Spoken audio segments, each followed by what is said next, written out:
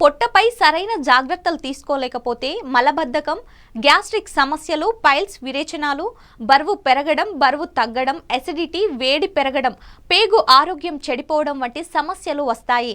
ఈ సమస్యలు చిన్నవిగా అనిపించినా సకాలంలో వైద్యం తీసుకోకపోతే ప్రాణాపాయం కావచ్చు.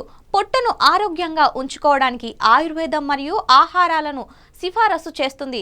మరి అవేంటి అనంటే, మొదటిది సోంపు. నోరు తాజాదనాన్ని అందించడంలో సోంపు ముందుంటుంది. అదేవిధంగా సోంపు కడుపు సంబంధిత సమస్యలకు రిఫ్రెష్మెంట్గా అందిస్తుంది. తీవ్రమైన కడుపు సమస్యలు ఉంటే సోంపు సరిపోతుంది. ఇది వెంటనే నయం అవుతుంది. 100 గ్రాముల సోంపులో 40 గ్రాముల ఫైబర్ ఉంటుంది. సోంపులోని గుణాలు జీర్ణ సంబంధిత రుగ్మతలను దూరం చేసి మలబద్ధకాన్ని నివారిస్తాయి. కొవ్వు కరిగి జీర్ణక్రియను మెరుగుపరుస్తుంది. జీర్ణ సమస్యలున్నవారు అన్నంలో కాస్త ఉప్పు, వాము కలుపుకొని తింటే సరిపోతుంది. ఇది కడుపులో యాసిడ్ ఉత్పత్తిని నియంత్రిస్తుంది.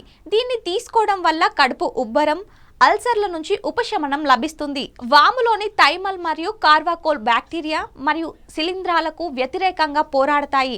బరువు పెరగాలనుకునేవారు ఆహారంలో ఓమని తింటే ఆకలి పెరుగుతుంది. కడుపు నొప్పి, విరేచనాలతో బాధపడేవారు కూడా ఓమని నీటిలో కలుపుకొని తాగవచ్చు.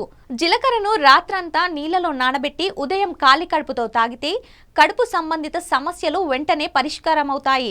అదేవిధంగా మీరు మలబద్ధకం మరియు వికారం వంటి వ్యాధుల నుంచి బయటపడవచ్చు.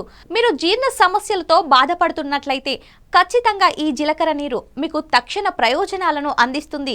ఇది కార్బోహైడ్రేట్లు, గ్లూకోజ్ మరియు కొవ్వులను విచ్ఛిన్నం చేసే ఎంజైమ్లను కలిగి ఉంటుంది. ఇవి కడుపు సమస్యలను సులభంగా అదుపులో ఉంచుతాయి. ఇంట్లో స్వీట్లు చేస్తే ఎక్కువగా వాడే వాటిలో యాలకులు ఉన్నాయి. రుచికరమైన వంటకాలకు రుచి మరియు వాసనను జోడి చేయడానికి యాలకులు ఎక్కువగా ఉపయోగపడుతూ ఉంటాయి.